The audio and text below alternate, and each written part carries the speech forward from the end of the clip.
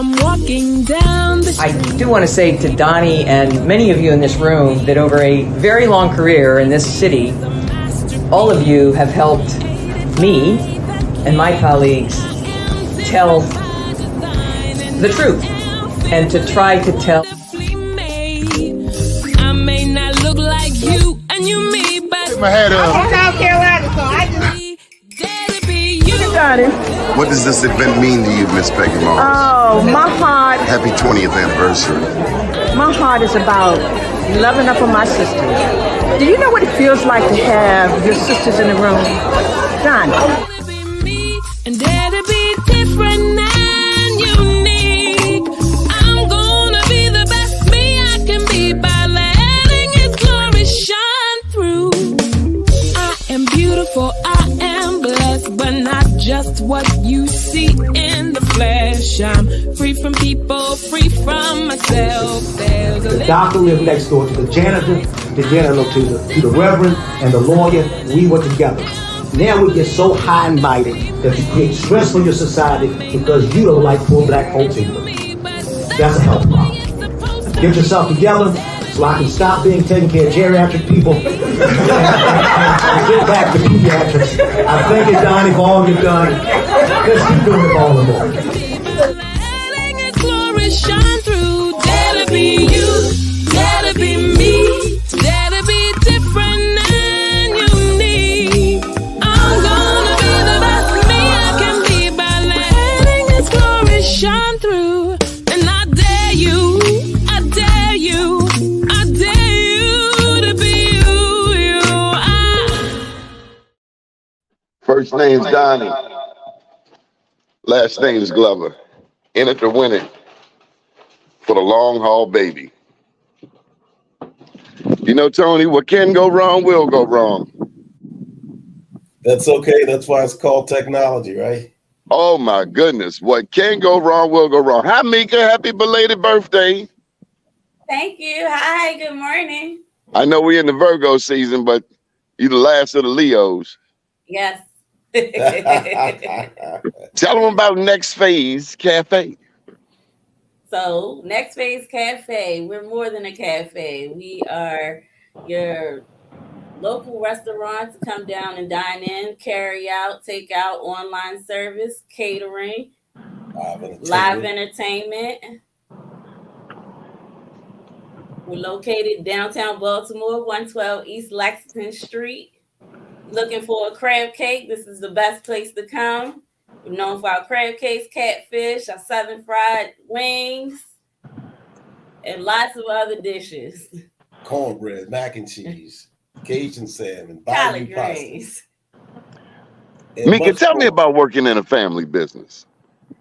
Wow. So working in a family business is actually great because people probably think that me and my dad fight a lot, but we're not really fighting.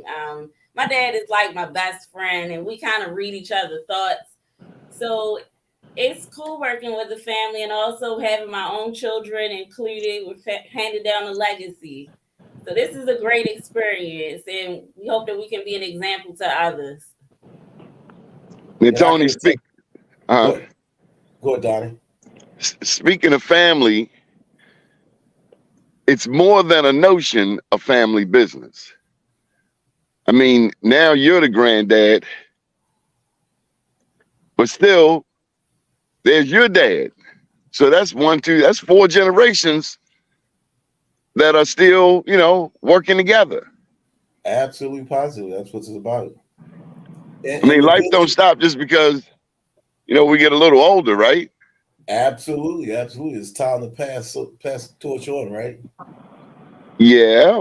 So she's being trained to be the big dog here. Yeah. To take down, but she hasn't been a passenger in the car at all, right? She's been the backseat driver. Sometimes she's driving the car when she shouldn't be driving the car. So she has the know-how, the tenacity, and the leadership skills to do it. And that's what it's all about, Doni, training our own to run our own, to help from an economic development perspective to help our communities blossom. There's nothing wrong with doing us, correct? Mika, tell me when the light bulb went off in your head. So it started with Phase 10. When Phase 10 was closing, let me give you a little background story. So, I accidentally started working at Phase 10. There was Accidentally? accidentally. So it just so happened that they were looking to replace someone, and I was in between jobs at that particular time. So I was going to help out temporarily while I had some, availability in my life. But when I got there, I loved it, and I started learning all of the things that it took, to manage the restaurant while I was there. I mean, you that's where I met you at, right? So once I got the hang of things, I told them, you don't have to look for someone else. I'm gonna stay here. So that's how I ended up at Phase 10. When Phase 10 closed, by the time Phase 10 was closing, I had really adapted and learned a lot about the administrative things that it took, to run the restaurant. So when Phase 10 closed, it was like, I love this now. You're going to stop. So I'm like, let's start another restaurant. So that's how next phase, that's how we got into next phase. And Donna, you get the baby girl, the firstborn, always have the last say, right? So you can't ignore the baby girl, right? You can ignore the son, but not the baby girl. So Tony, when did the light bulb go off for you? When did you see like, wow, maybe this will go beyond one generation? Well, the interesting thing is, I spent most of my life, mentoring and encouraging Tamika to, do her best at whatever it is she chooses to do. But, this was a switch. She was encouraging me to continue on as an entrepreneur in the restaurant world. I have other businesses, and I was going to continue to pursue those. And as you recognize, I also had a full-time job. So, when it coming from her mouth, it just inspired me to give it a chance. And you heard this statement before. I said, okay, Tamika, we're going to do it again. If it doesn't work, it's your fault. So every time we talk about the restaurant, I have to thank her for seeing the vision at that particular moment.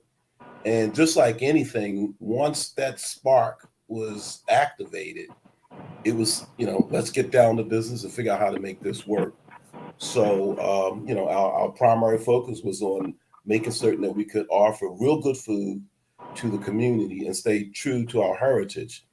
Even though our food is referred to as soul food, we like to use our own term and call it soul American food because we have crab cakes, we have salmon, bayou pasta, burgers, cheesesteaks.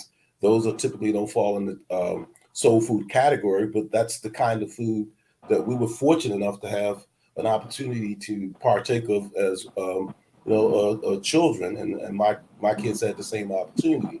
So, but we have to have that mac and cheese, collard greens, sweet potato pie, string beans, green beans, ham, meatloaf, ribs, and cornbread. I could go on. Those are the soul food items that make us who we are. So, we've spent a lot of time sustaining the things that we thought we did well in the past and focusing on how to make things that were on the table before us better.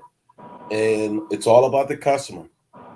I don't care how good you think your food is. If somebody doesn't like it, or if the person that you're looking for to buy it doesn't think that it's good, guess what, Donnie? It ain't good. Okay? Mika, tell me about trust. Trust. So in this industry, in case you don't know, it's an open door policy. There's people that come in and they go just as quick as they come.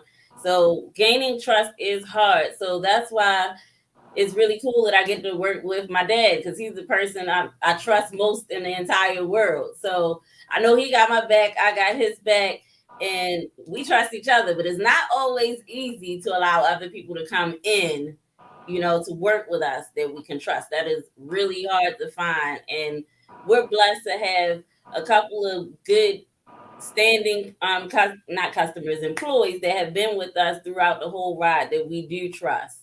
Yes. Tell me about trust, Tony. Well, let me tell you about trust. Tamika said it better than I can. We have trust between one another, but let me share something with you. There are many, many times people try to get in the middle of that. Okay, let's take advantage of an opportunity and get, Tamika's ear. And then people try to get in the middle of that sometimes to see if the trust is really there. So we're always being tested as a father and daughter team. We're always being tested to see, are we really as tight as we appear to be? Can someone else penetrate? Can they get in the middle and dominate? The devil is always busy. Exactly. So for us, because, Tamika's like my flesh and blood, spiritually, we're connected. So it doesn't matter what kind of obstacles come before us. We're going to rebuke those and move forward and put them aside and focus on what we really need to do. And our focus every day that we get up is, and Tamika has the spirit of giving. She was taught that.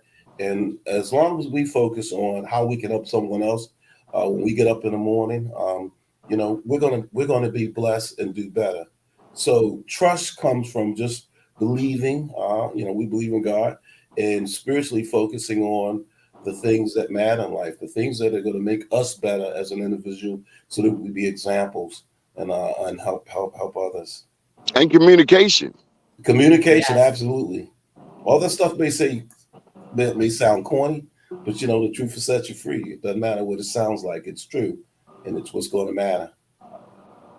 Mm-hmm. So tell us about those key people who have been there that everybody knows. They're your go-to. I could tell them. I mean, I could name them too, but let's just say we have 4 key people. I'll call out Keith's name. He's been with us since the days before Next Phase, and as Tamika mentioned, Phase 10. We're working with other. We have Earl. So if they're listening, we're calling out names. Joe. They've been with him, and we have Marcus with us now.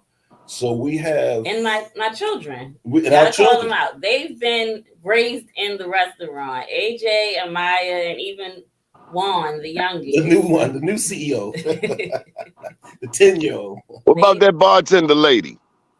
Candy, yeah. Yes. Don't forget Candy. Yes. Candy give you a look when you come in there. If you out of order, that'll G-check you at the steps. Yeah, but she's probably the most customer-focused person we have on the team. She'll make certain that you're satisfied no matter what it is.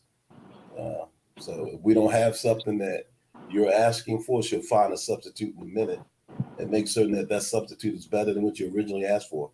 So, how did you deal with COVID, Tony? Well, it was all about pivoting. We talked to you a lot during COVID, and one of the things we talked about on another radio show a couple of days ago that COVID did for us, it gave an opportunity for us as a people to learn more about ourselves, because we were forced to live in our own communities and work together.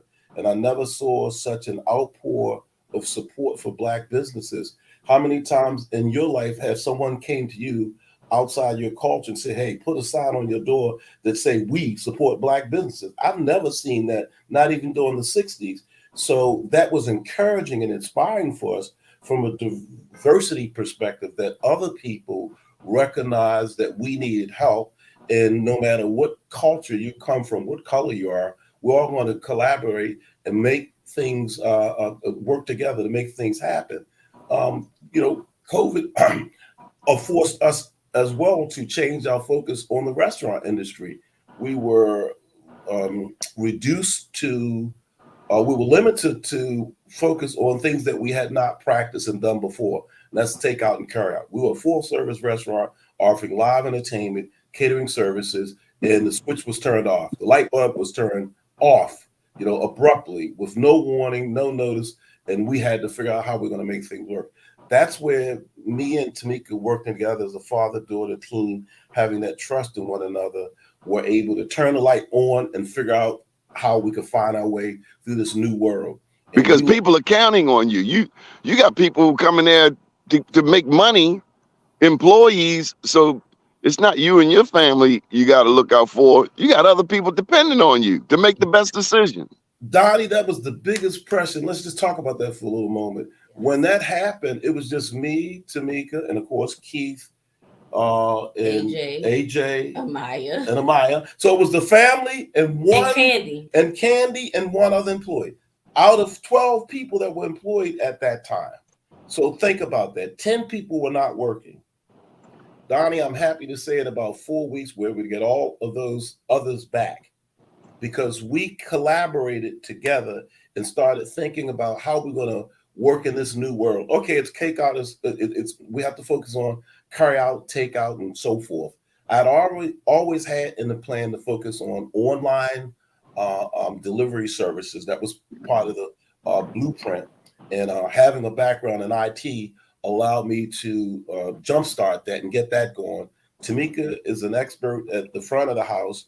So we drag like our receptionist desk from the VIP section of the restaurant, put it up front, made it a cashier station, called DoorDash, Grubhub, Uber Eats, turned all those systems on.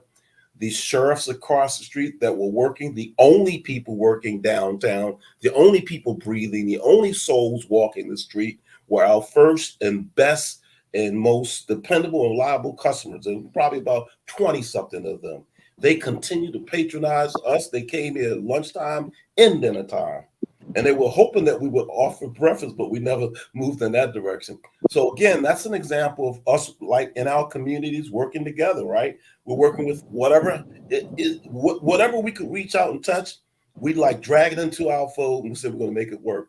Tony, the most pointed thing I remember you telling me is that you guys asked the employees how they would like to see you proceed.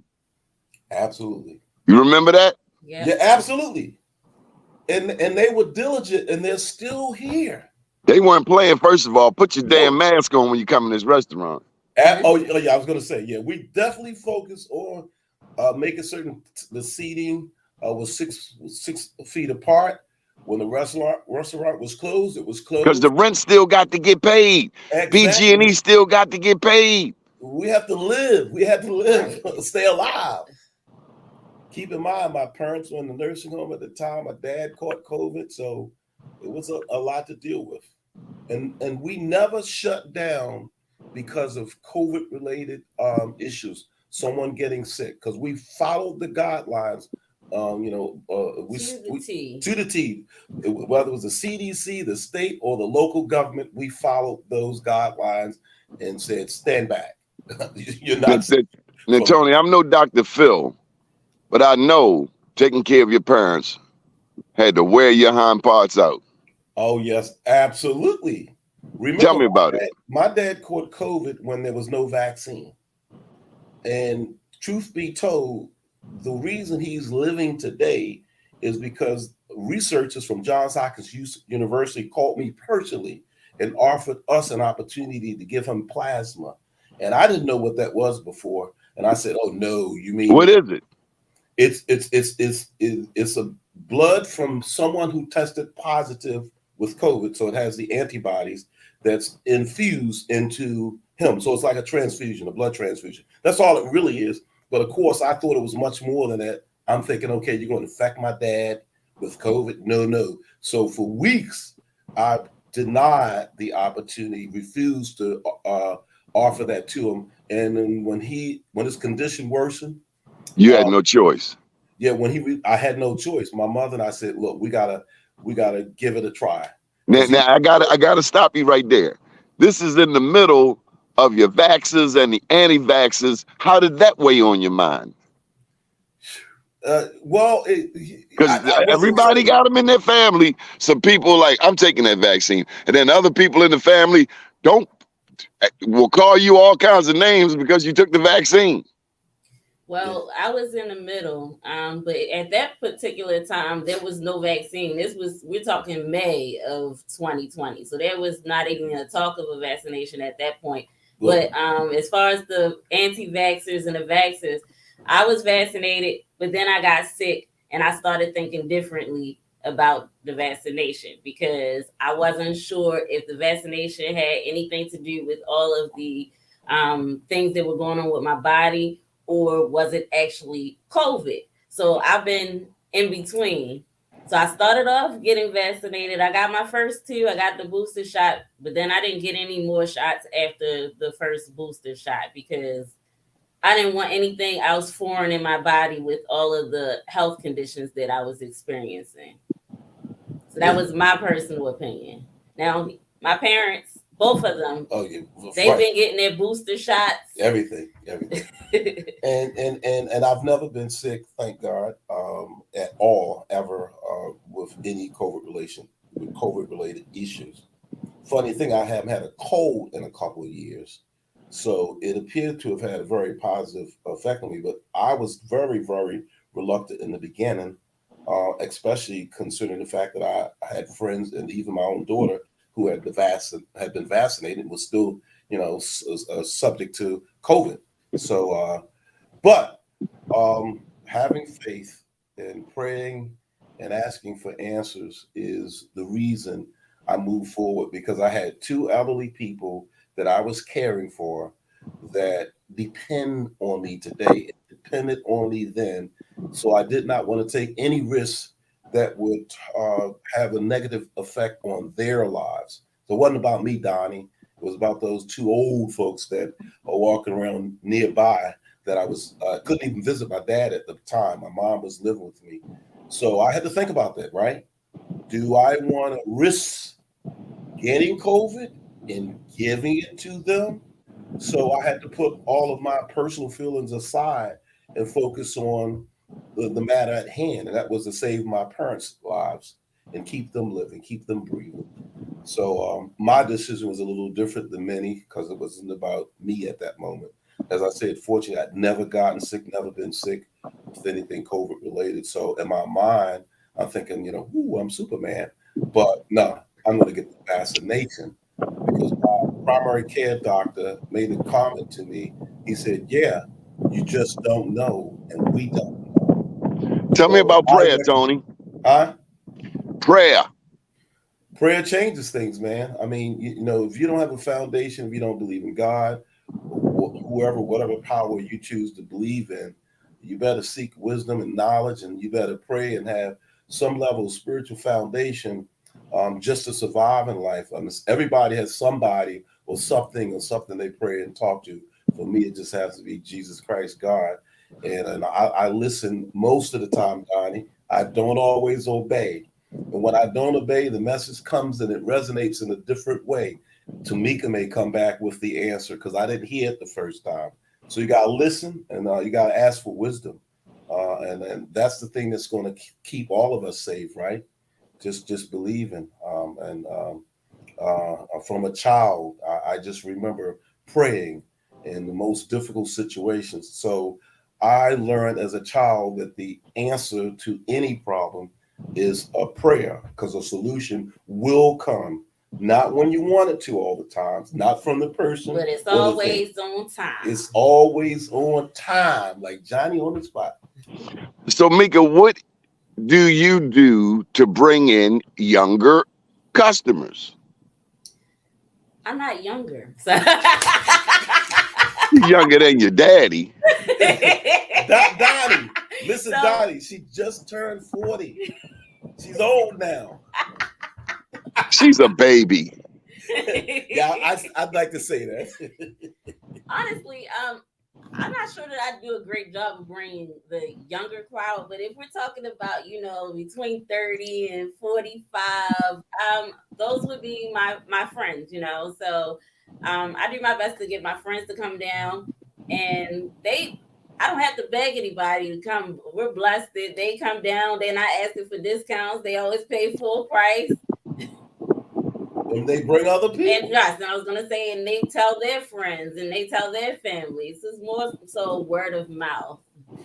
Mika, we have $1.5 trillion in annual disposable income. Does that tell you that any Black business worth its salt with a decent product or service ought not have any problem staying in business? Well, yes, as long as we keep on supporting one another. as long as we keep telling each other about each other's business. It's about sharing, really. We kind of just had that conversation the other day. We were saying that, okay, we're Black-owned business. We want you to come support us, but we want to support you as well. So we do that by supporting other Black-owned businesses. And I tell people all the time, we go to other people's restaurants. We don't just want to eat next Phaze food all the time. We want to come to your Black-owned restaurant and support you too. And not just the restaurant, your cleaners, your embroidery company. We need uniforms. We need cleaning people. We need people to come in, pick up the trash.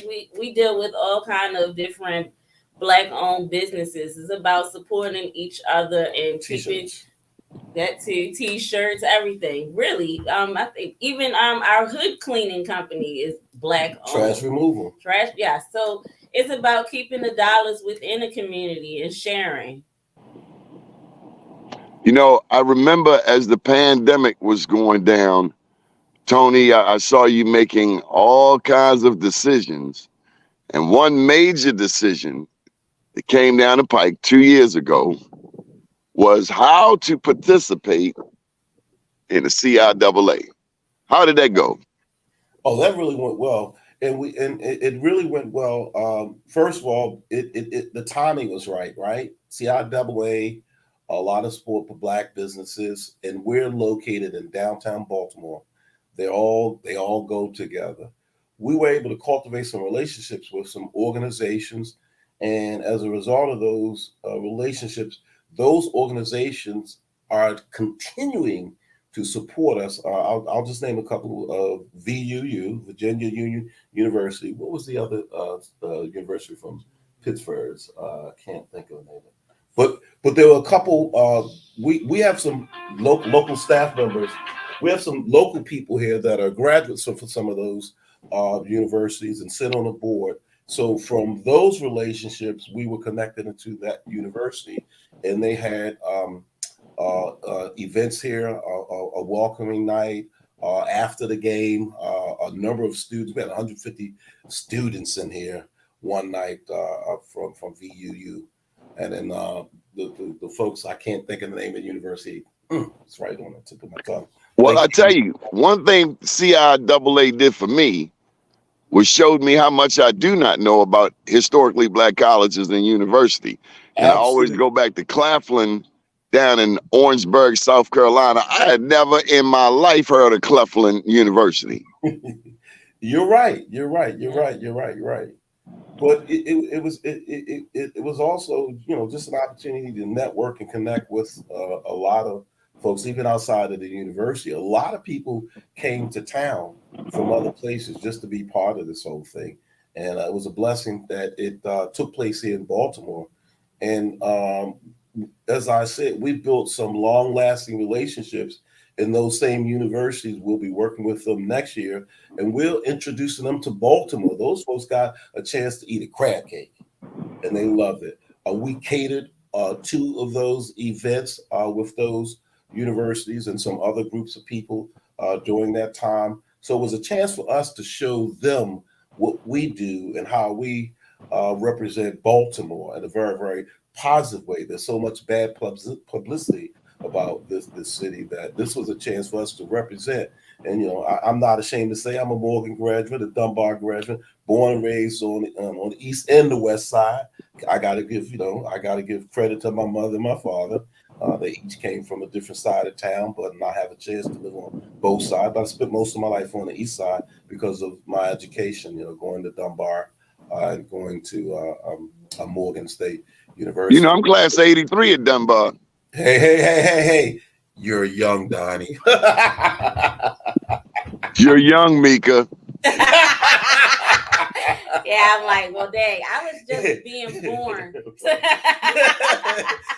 Yeah, she was born in 83. So take me, Tony, or even Mika, to the city of Baltimore's response with CIAA. Or put differently, what can we do better? What can we do better? I think that Baltimore had a very great response. There's always room for improvement, but there isn't anything in particular that I can think of off the top of my head. I I want to see the black restaurants promoted on television. I want to see y'all get highlighted all over the place. They got money. They got money to do everything. They talking about redoing Camden Yards, fix our black business. I mean, I just, this is a little personal gripe.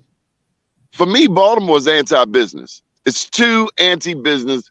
They put businesses through too much dumb stuff that's just avoidable.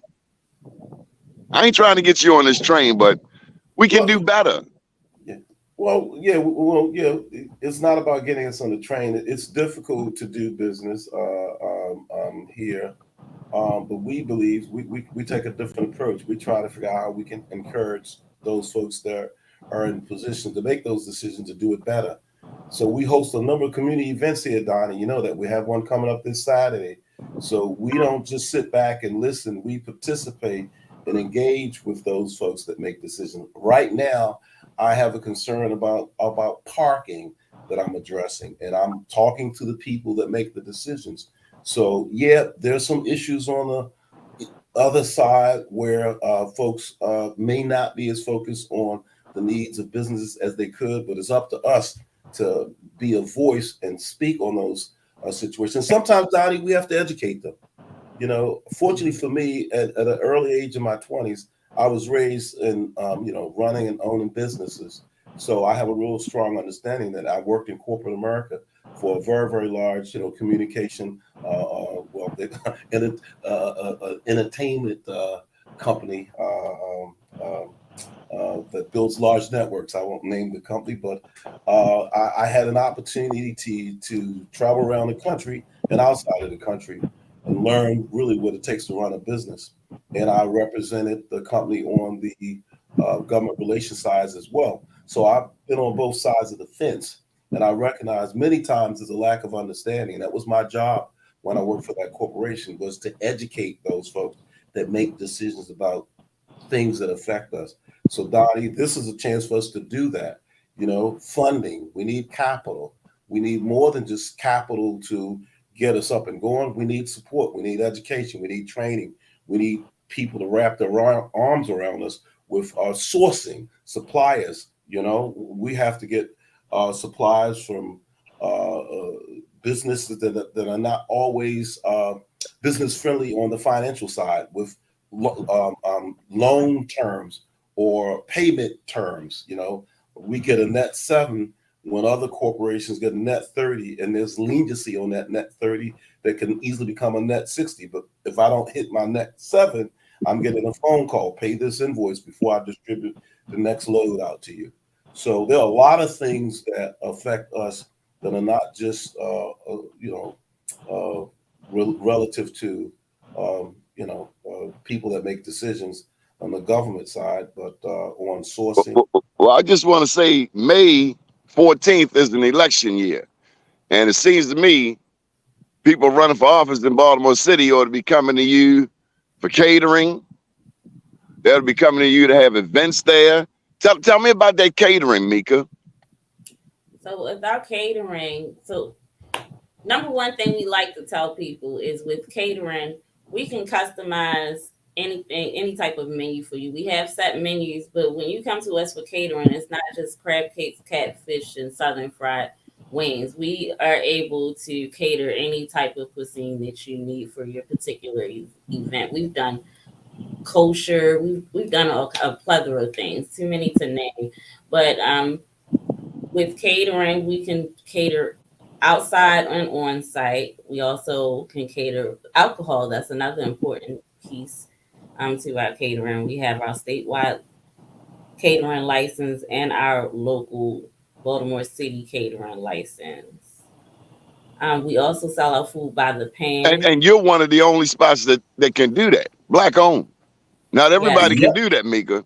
That's right. That's right. That's right. That the liquor license with the catering option and delivery costs, and it's a lot of red tape to acquire it, and we value it like gold. and we adhere to every letter of the law, no matter what people ask us to do. We just don't go outside of the scope of what the license allows us to do. We stay right in that circle, within that square, that footprint, and don't go outside the boundaries. There are a lot of black establishments that wish they could do that, Tony. We understand that. It's a privilege and an honor and a blessing. So we understand that. So we're very sensitive to what we do when that license is being used or we're representing ourselves. So, but it's a blessing, Donnie, as you mentioned, as Tamika mentioned, offsite catering. So we have the local license and we have the SCAT license, which is a state license that allows us to go into other municipalities and do the same thing. So we can go into PG County, we can go into Frederick, we can go into Cecil County. We can go across this whole state. Yeah, exactly. With that license, we just recently acquired that license. Last month? Yeah, about a month ago. And it's a lot of work. And it's something we've been working on for a while. Since before COVID. Right. There's no license associated with this location, no liquor license at all. And I got to thank a lot of folks that are in elected office and in community people. We have to definitely thank you and others for giving us an opportunity to pursue that and supporting us. I mean, we went to the liquor board with a lot of community folks and some leaders in the community. Tamika did on her own and stood before the commissioner and asked for that license. Tell me about that, Mika. Say that again. I'm sorry. Tell me about that. It was an experience. Actually, I bet it was. Trying to get black people to work together. Trying to get people to believe that you are worthy of holding such a valuable prized possession.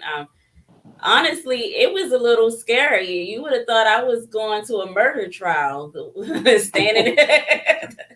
That's really how it felt when I went to the hearing. It was like going to court for like I was a criminal. That's what I really felt like. The way I was being questioned, but of course, with much guidance and a lot of support, was able to get through it. Shout out to Dr. Louise.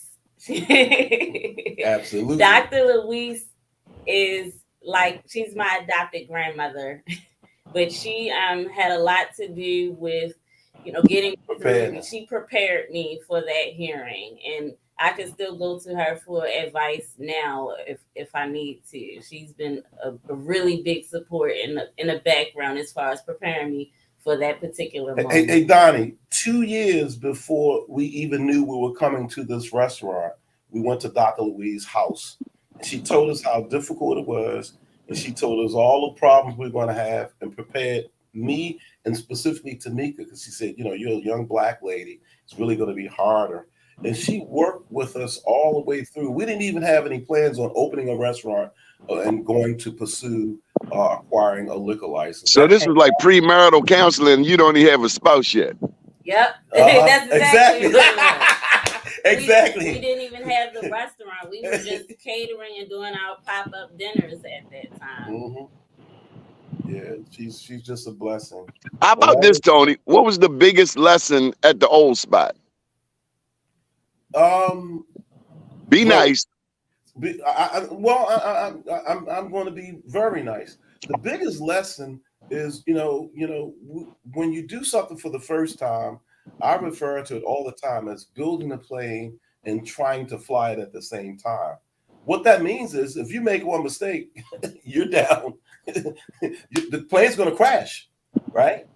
But if you do well, or if you can get to the point where you can get the plane to stay at a certain altitude and look at how you were able to get there, maybe you can go another 10,000 square feet.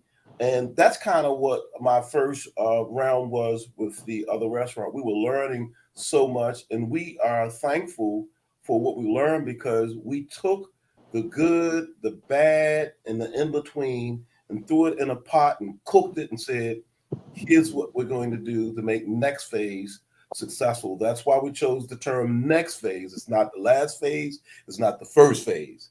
It ain't going, so it's infinite. It's always moving forward, taking food and entertainment to the next phase. Tony, I've always looked at that spot on Howard Street in terms of it was just humongous, and every square foot Yep. has to pay for itself. And with all of that space in the basement, I couldn't see it.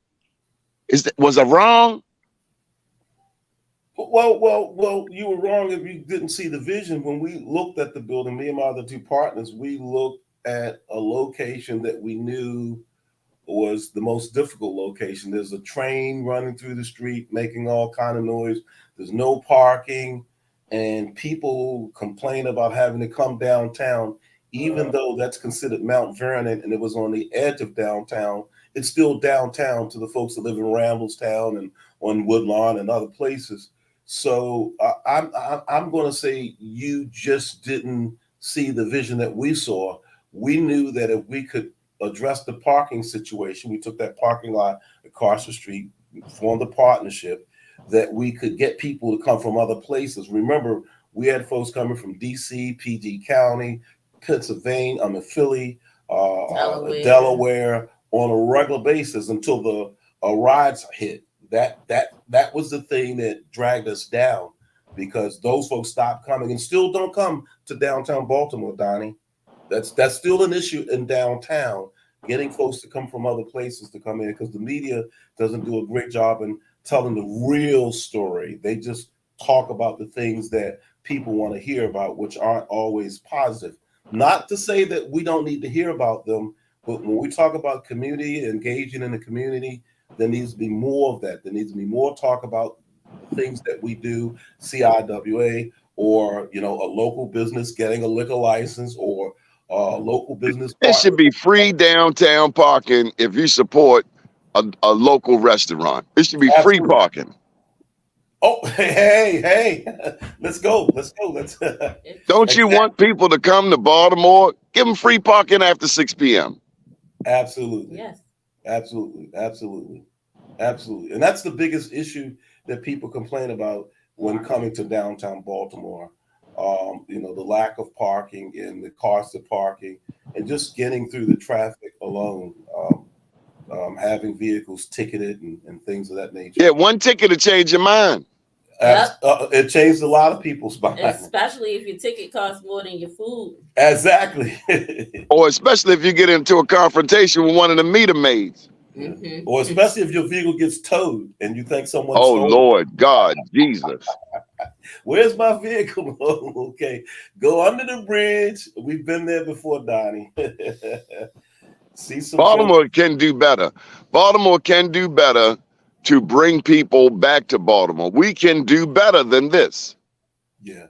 Well, again, Donnie, we want to be part of the solution, not part of the problem. So as I mentioned, we work very diligently to engage in every community opportunity we can. Me and baby girl, I'm calling her baby girl, are working with some other organizations to support and help youth. When we first opened this restaurant, we partnered with Urban Alliance, and we had interns coming in on a regular basis. Youth Works and all of those things we have always worked with, and will continue to do so. Churches and other community organizations. There's an organization having a meeting here next week, and so we want to keep our focus on being part of what those organizations do. And even if we're just supplying the food to that organization, we're still engaged in some form of fashion, because we get to hear everything. When there are meetings held here or those gatherings take place at the bar, it's a nice way to eardrop. So we want to be that that network in the community to drive people to work and collaborate together, and not just to drink and eat and have fun, but to learn something. Maybe a judge is here and you're looking to work in the court system. Maybe there's a lawyer here and you're looking to aspire to become a lawyer, and you can talk networking. Because all of those people come here, those folks that you see on TV are here on a regular basis, and we treat everybody the same, Donnie. Everybody gets the best treatment we can offer. We don't pull out. I got to put you on the spot. What elected official has been there more than anybody else? I almost want to say Brandon Brandon Scott. The mayor. Yeah. The mayor. Yes. The mayor ordered. You can't beat that, brother. Listen, we see when his orders come through our POS system, because it's Brandon S. We go, oh, you know, we know exactly what he I am very proud of him. He supports our restaurants, and I couldn't be happier. Yes. And He gets it. We do a He lot gets it. I've even heard Nick say similar things. They get it. Yeah. Yes. But you know, all of them have been here on a number of occasions. Even folks outside of the jurisdiction that where this isn't their district, you know, have had meals here. And so let's go through that menu, man. You got me thinking of some fried shrimp right now. I can't get it out of my mind. What's on the menu? So we have the crab cake. Jumbo love crab cake. That's right. Very little filler, if any. Fried or blackened catfish. Absolutely. Southern fried chicken.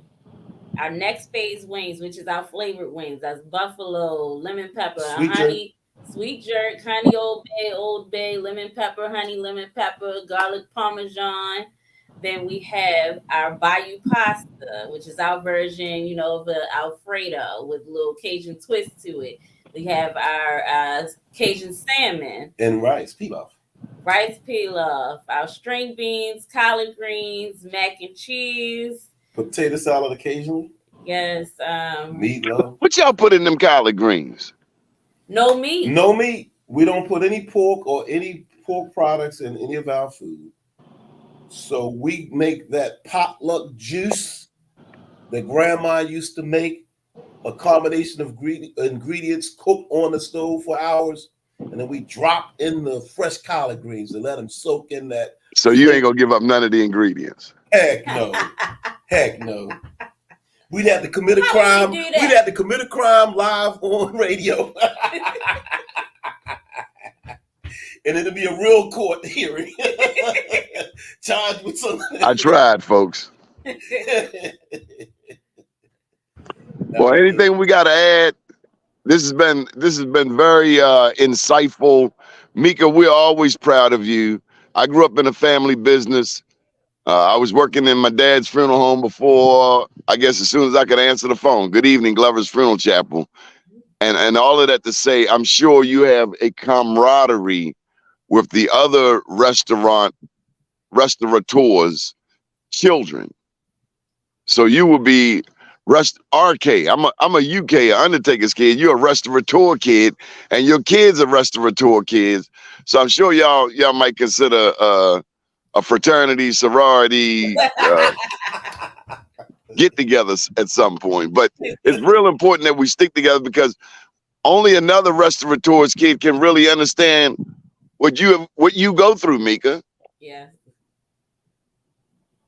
You counting inventory. You making sure ain't nobody stealing. Ain't nobody going out the back door with the product. You know how to check cameras, check pockets. Yes.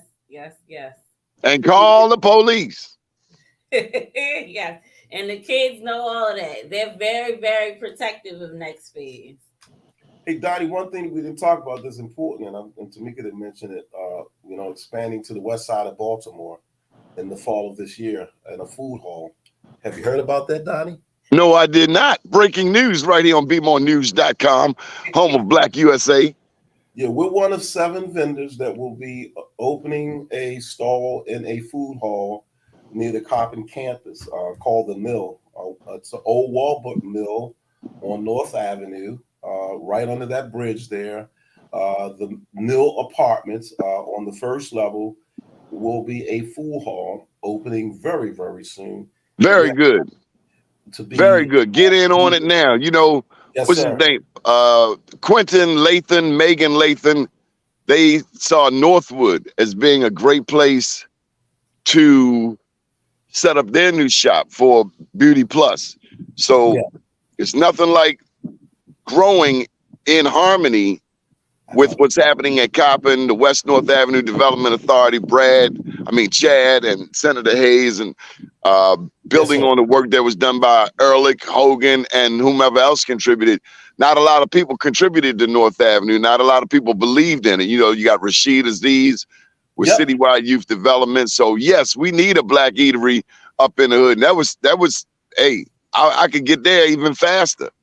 I guess I'm right in the middle. I could get there or downtown. Yeah, exactly. So we're looking forward to the opportunity. As I mentioned, we're one of 7 vendors. They're all black businesses.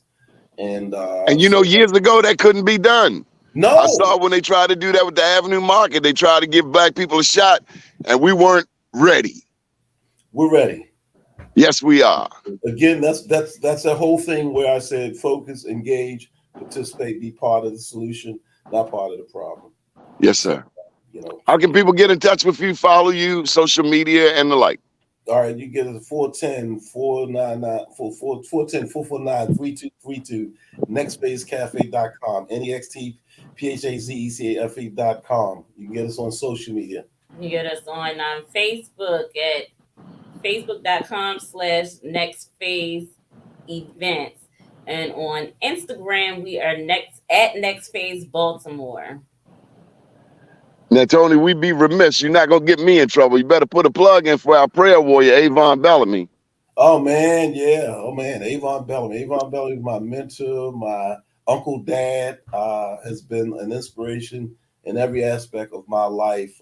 He's the reason I moved into the field of information technology, yada, yada, yada. He's a warrior. If you know anything about my uncle Avon, he's been around a long time.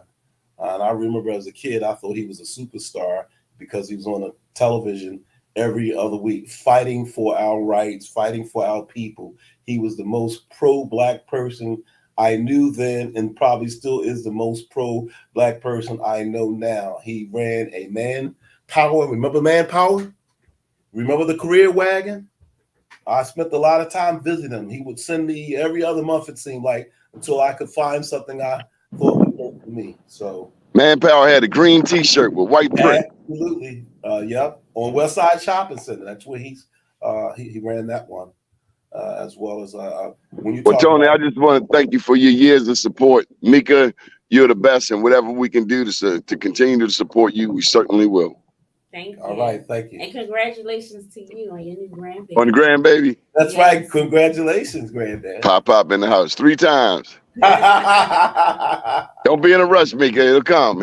Take your time. Hey, you know it's coming soon. Yeah, it is. Good deal. Love and respect you, and have a great day. And thank you for, again, all of your support. All right, thank you for all of your support. Yeah. Always. Thanks for having us. Okay. Okay, great. Bye.